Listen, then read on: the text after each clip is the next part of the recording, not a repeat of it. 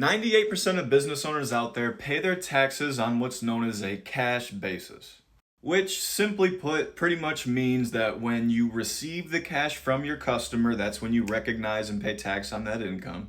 And then on the flip side of that, once you spend the money for the expense, that's typically when you get your tax deduction for that expenditure. And this actually leads to one of the biggest mistakes that I see other tax professionals make when they're preparing people's tax returns. For example, let's say that you have a client who uses QuickBooks and they do their invoicing from QuickBooks.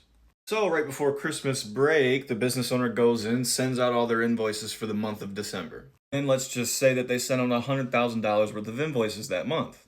Except they didn't receive payment on those invoices until January 2nd. When the business owner prints off their profit and loss statement for that prior year and then goes in and hands it in to their tax professional, that profit and loss statement is more or less on an accrual basis of accounting. This is because you went in there, recorded invoices, sent them to your customers, and they haven't paid you yet. That is accrual accounting. If your tax professional does not make the accrual to cash adjustment to remove that $100,000 out of your income, then you're paying tax on money that you shouldn't have. On the reverse side of that, what if a customer pays you a deposit, before you start the job?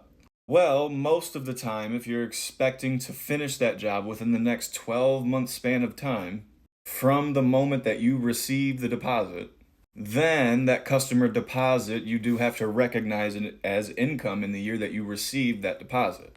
So yes, you're going to pay tax on that deposit that the customer gave you. But then what if next year the customer cancels the job and you refund the deposit? Very simple. All you have to do then is record, refunded deposit expense, and you can book it as an expense, and then you'll get your deduction when the money went back to the customer. And honestly, being a cash basis taxpayer gives you, the business owner, a lot more flexibility in terms of timing when you're either going to kind of recognize your income or deduct your expenses. If for whatever reason you become an accrual basis taxpayer, then you are much less limited. Less limited. You have less limits, less flexibility being an accrual taxpayer compared to that of being a cash basis taxpayer.